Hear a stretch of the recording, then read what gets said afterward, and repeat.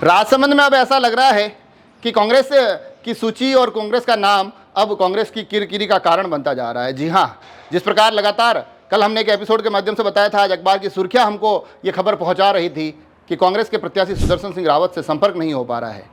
अब संपर्क नहीं हो पा रहा है, वो संपर्क कब होगा, कब राजनीतिक रूप से आगे की रणनीतियां तय होगी, किस प्रकार से चेहरों को चुनाव तक पहुंचाने की कवायदें शुरू होगी, ये इस पर हमारी नज़र बनी रहेगी। मगर उस बीच जो मैं कह रहा हूं कि अभी ये पूरा का पूरा राजनीतिक परिदृश्य कांग्रेस के लिए किरकिरी का कारण बन रहा है। और उस किरकिरी का कारण ये होता है कि लोग अलग अलग कटाक्ष सोशल मीडिया पर करते नजर आ रहे हैं। और उसके इतर जो भीमदेवगढ़ क्षेत्र से भारतीय जनता पार्टी की विधायक हरी सिंह रावत, जो सुदर्शन सिंह रावत और उनके परिवार के परंपरागत प्रतिद्वंदी माने जाते हैं, उन्होंने भी एक कड़ा कटाक्ष सोशल मीडिया के माध्यम से किया है। उन्होंने कहा है कि इन दिनों कांग्रेस के जो प्रत्याशी हैं वो नॉट रीचेबल हो गए हैं, भारतीय जनता पार्टी की प्रचंड जीत तय हो चुकी है।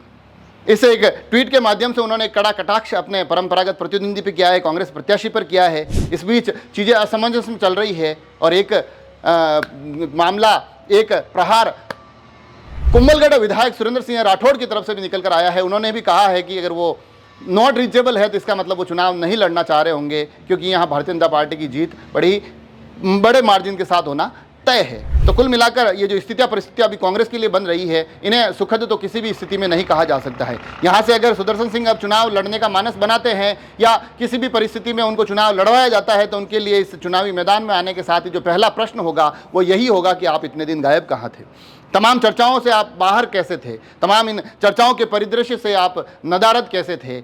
लोग चीज़ों को इस प्रकार से भी देख रहे हैं कि खुद कांग्रेस के लोग भी उनसे संपर्क नहीं साध पा रहे हैं, शुभकामनाओं का कोई जवाब नहीं दिया जा रहा है। और अगर टिकट बदलता है, वो चुनाव नहीं लड़ते हैं, तो इस परिदृश्य में फिर प्रश्न वापस वही खड़ा हो जाएगा कि क्या कांग्रेस का सबसे मजबूत चेहरा चुनाव से इसलिए पीछे हट गया क्योंकि परिणामों को लेकर कुछ असमंजस बना हुआ था। और अगर था तो ऐसी स्थिति में नए चेहरे के लिए राहें आसान हो नहीं सकती है। फिर ये तय है कि नया चेहरा एक नई दुविधा के साथ चुनाव लड़ेगा, जहां भाजपा के साथ साथ मुकाबला इन सवालों से भी होगा कि आखिर आपके पहले वाले प्रत्याशी चुनाव मैदान में दिखाई क्यों नहीं दिए। तो कुल मिलाकर अब एक तरफ कुआं और एक तरफ खाई वाली परिस्थिति कांग्रेस के टिकट घोषणा के बाद हो चुकी है। हालांकि आगे की राजनीतिक परिस्थितियां किस करवट जाकर बैठती है, उस पर हमारी निगाहें बनी रहेगी। आप सभी लोग जुड़े रहे राजसमंद एक्सप्रेस से। धन्यवाद।